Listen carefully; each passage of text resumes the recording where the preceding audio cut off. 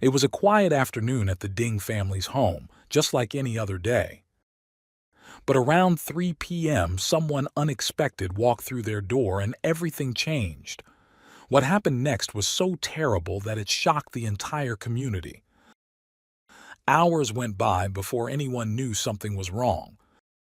When the police finally arrived, it was too late. The few clues left behind only made people wonder what really happened inside that house.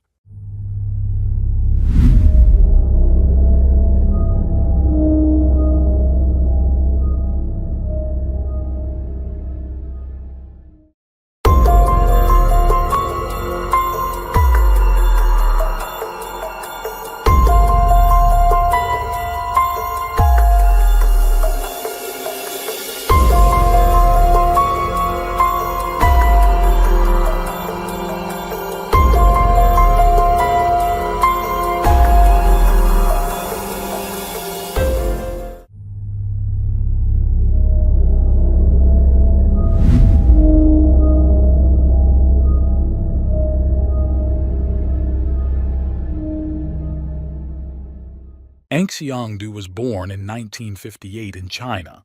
Little is known about his early life or family background, but from a young age, he showed a strong interest in business and traditional Chinese medicine. He eventually specialized in this field, and it was through his work that he met his future wife. The couple later had a son, though the details of his life remain private.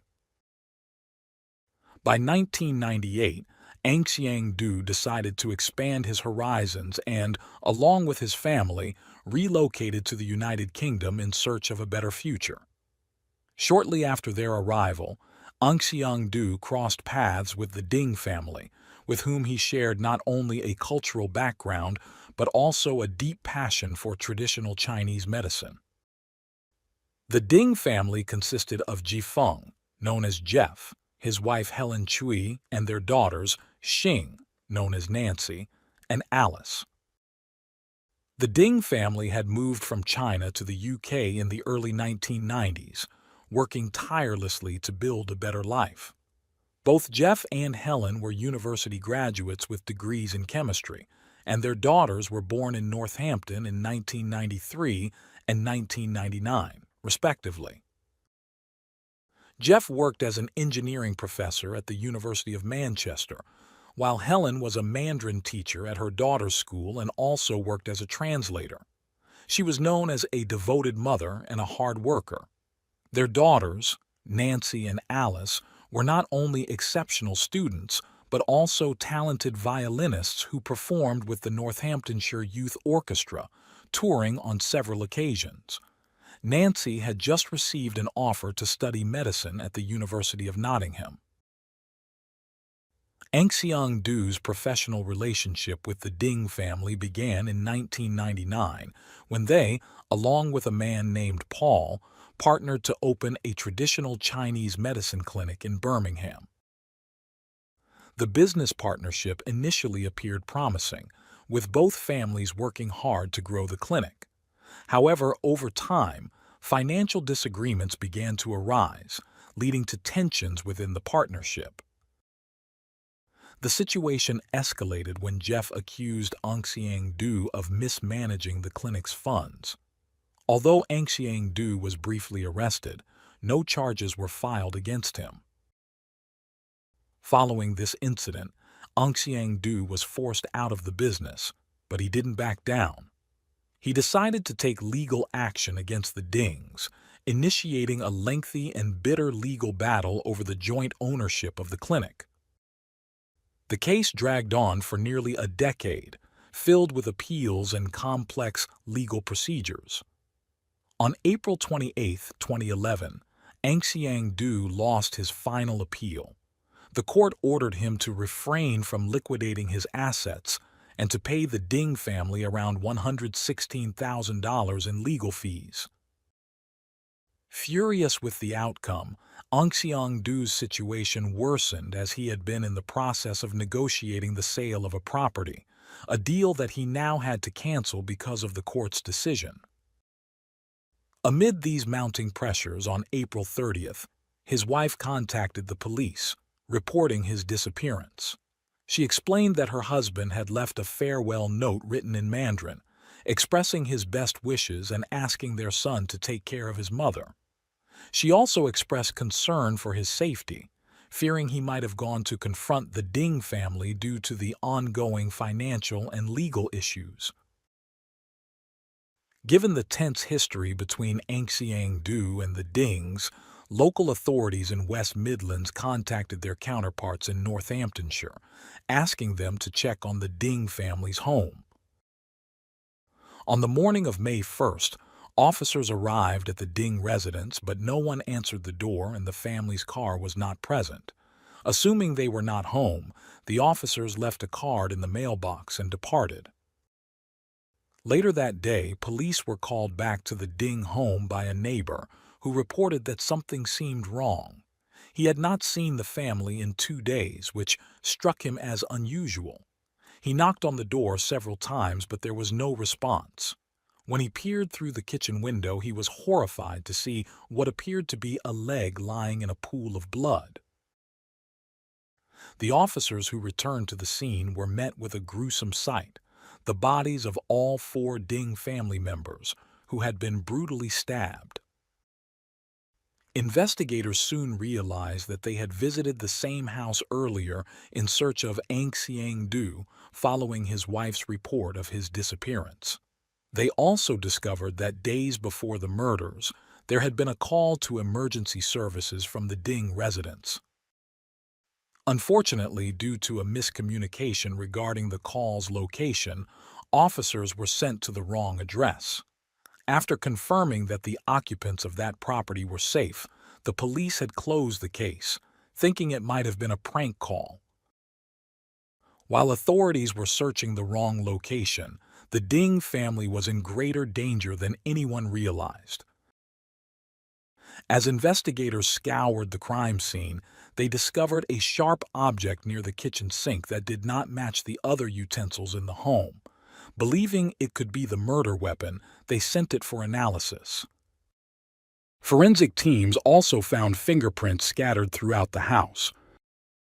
The 4 bodies were transported to the forensic service, where the cause of death for each was confirmed to be stab wounds. Jeff had sustained 23 injuries, Helen 13, while Nancy had 11 wounds and Alice had 4.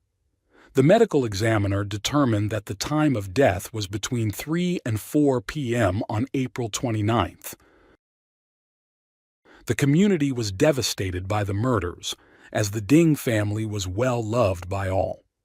Friends, relatives, and the wider community gathered at the local church to bid their final farewells. Among those in attendance were Jeff's colleagues and the daughter's school friends. During the ceremony, Jeff's co-workers spoke of his dedication to engineering, while Nancy and Alice's teachers and friends remembered their talents, kindness, and academic dedication. In addition to the funeral, other memorials were held. At Alice's school, daffodils were planted in her honor. A commemorative plaque and a tree were also installed to remember her. Meanwhile, as friends and family tried to cope with their loss, detectives had already launched an intense investigation. Anxiang Du quickly became the prime suspect due to his long-standing legal dispute with the Ding family. The results from the fingerprints found at the crime scene matched Anxiang Du's, confirming his involvement. Initially, based on the farewell note he left his wife, officers believed he might have taken his own life after committing the murders. However, a thorough examination of digital evidence revealed multiple sightings of Anxiang Du throughout the UK, which is heavily monitored by surveillance cameras. Unbeknownst to him, every step he took before and after the crime was captured on camera. His missteps began when he left his house on the morning of April 29th. He hadn't considered the possibility of being tracked and took no precautions. His movements were traced back to that morning around 10 a.m. when he left his home to head to the store where he practiced Chinese medicine. His wife normally accompanied him, but that day she stayed home to watch the royal wedding, which was taking place. Aung San Suu drove to the train station, bought a ticket to Birmingham, and surveillance cameras recorded every moment. He spent little time at his shop, just enough to write a farewell note to his wife and retrieve a bag containing a knife. After that, he boarded a train to Birmingham and began his grim journey, switching to a bus at Northampton Station, arriving at 12:37 p.m. From there, he boarded another bus heading to the town where the Ding family lived. He appeared perfectly calm as he asked the bus driver for directions, though the driver mistakenly gave him the wrong address, forcing Aung San Suu to walk a considerable distance to reach the Ding residence, which he finally arrived at around 3 p.m., committing the brutal murder shortly after. Despite initial searches at airports and Eurostar services yielding no results, police later determined that Aung San Suu had driven to London and abandoned his car on a residential street. By 8 a.m. on April 30th, the day after the murders, he was already on a bus bound for Paris. From there, he slipped undetected into Spain and eventually made his way to the ferry port of Algeciras. Northamptonshire police launched the largest manhunt in the region's history, deploying over 240 officers to track down the suspect. Detectives spent 5,000 hours reviewing surveillance footage across the UK. They released security camera images from the day of the crime, hoping more witnesses might come forward to identify Aung San Suu, described as an older man in his 50s, small in stature and slightly hunched. The search expanded internationally with the help of Interpol, issuing alerts in 180 countries. Leads began trickling in, but it took time to process them all. Investigators questioned over 400 people and made 9 arrests, although none turned out to be the suspect. Some of those arrested were believed to have ties to Aung San Suu, though this proved to be false. The police offered a $13,200 reward, which was later increased to $33,000 for information leading to Aung San Suu's capture. Finally, after 14 months, authorities received a tip from a construction worker in Morocco who claimed to have seen a photograph of Aung San Suu in a local newspaper and believed he had worked alongside the fugitive. The man told officers that he and his co-workers had taken pity on Aung San Suu, often bringing him food and trying to assist him however they could. Upon learning this, UK police traveled to Spain and requested Aung San Suu's capture by Moroccan authorities. Aung San Suu was arrested on July 7, 2012, in a partially constructed apartment building in Tangier, where he had been sleeping on a makeshift bed and using a small gas stove to cook. When confronted with the evidence, he couldn't deny his involvement in the murders and confessed to everything. Although there was no formal extradition agreement between the UK and Morocco, British authorities submitted an official request to the Ministry of the Interior, and Aung San Suu was eventually flown to Heathrow Airport on February 20, 2013, to face justice for his crimes. On February 21st, he appeared before Northampton Magistrates Court, where he was charged with 4 counts of murder for the Ding family killings and remanded in custody awaiting trial. The capture of Aung San Suu marked a significant achievement for British law enforcement. However, this success was somewhat overshadowed by the Independent Police Complaints Commission's report, which highlighted the error made with Alice's emergency call on the day of the murders. According to the report, if the police had used more detailed controls and an available subscriber verification system, they could have identified the Ding family's correct address, allowing the emergency to be attended to within minutes. While police admitted their mistake, Forensic experts stated it was unlikely that the family could have been saved, given the severity of their injuries. However, they acknowledged that a prompt response might have led to Aung Seong-do being apprehended at the scene, as it was confirmed he remained in the house for nearly 5 hours after the murders, even taking a nap. After several months and delays due to scheduling changes, Aung Seong-do's trial, at age 55, began on November 12, 2013, at Northampton Crown Court. While Aung Seong-do did not deny killing the family, his defense team argued that the decade-long legal battle with his former business partners had left him suffering from severe depression, which impaired his judgment. They contended that he should be charged with manslaughter on the grounds of diminished responsibility rather than murder as the prosecution sought. The defense centered on Aung Seong-do's mental and emotional state at the time of the killings, calling a forensic psychiatrist who had previously interviewed him. According to the psychiatrist, Aung Seong-do confessed to purchasing the sharp object months before the murders, intending to use it to end his own life due to his dire financial situation and deep depression. He recounted that while at his shop, he remembered the weapon in his bag and brought it with him on the trip from Birmingham to Northampton, planning to use it to force Jeff to pay the money he believed he was owed from their legal dispute. When asked if he intended to harm the family, Aung Seong-do responded that he might have had that thought. He insisted that he hadn't planned to kill them and wouldn't have gone to their house if he had. He also mentioned that if the Dings had apologized to him, the attack wouldn't have happened. In his confession, Aung Seong-do stated that once inside the house, he asked Jeff for money, but Jeff allegedly insulted him, mocked him, and ordered him to leave or he would call the police. Aung Seong-do then claimed that he pulled out the weapon and everything went black. He described how Jeff's voice and image became distorted, harsh, and ugly as he attacked him. The forensic expert explained this as evidence of Aung Seong-do entering a heightened state of excitement. According to Aung Seong-do, while attacking Jeff, he felt a hand pulling his arm and turned to find Helen, whom he also stabbed. He stated that he didn't remember how many times. Hearing a noise upstairs, Aung Seong-do said he went to investigate and found the daughters, whom he also stabbed.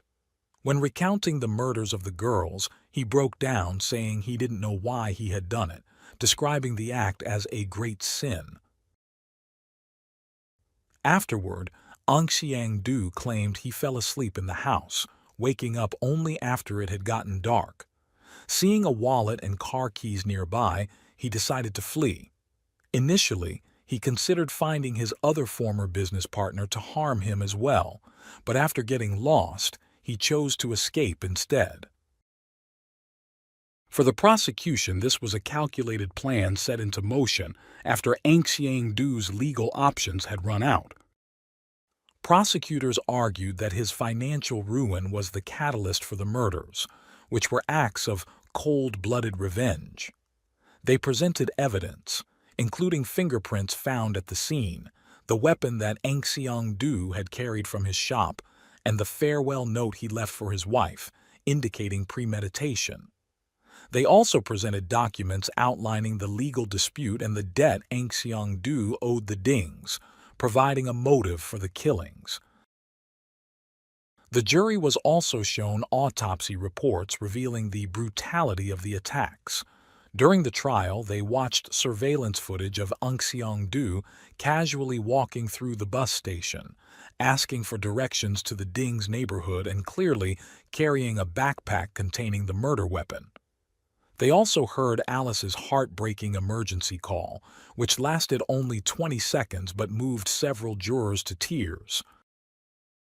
Additionally, a school friend of Alice and a neighbor testified that they had seen a strange man near the Dings house on the day of the murders. The girl had told her father, who went to investigate, but seeing the man, assumed he was a family acquaintance and told his daughter to play away from the house. Neither noticed blood on the man's clothes, but they recalled that his beige jacket was buttoned up to the neck. Days later, after the crime was discovered, the girl told her father she had heard a scream that day, but hadn't realized at the time if it was a cry for help or just someone playing. After a 2-week trial on November 27th, the jury took just over 3 hours to find Ang Siang-doo guilty on all 4 counts of murder. He was sentenced to life imprisonment with a minimum of 40 years. During sentencing, the judge remarked that the crimes were premeditated and motivated by revenge. Addressing Ang Siang-doo, the judge said that by taking Jeff's life, he had killed the man he despised. The judge also spoke to the Ding family members, especially Helen's father and brother, who had traveled from China to follow the trial. Both expressed satisfaction with the verdict, though they acknowledged they would never recover from their loss. Ang Siang-doo appealed his conviction in 2014, but it was rejected on June 4th of that year. The court upheld the original life sentence, citing the heinous nature of the crimes. Today, Ang Siang-doo remains imprisoned at a high-security facility, where some of the UK's most dangerous criminals are held.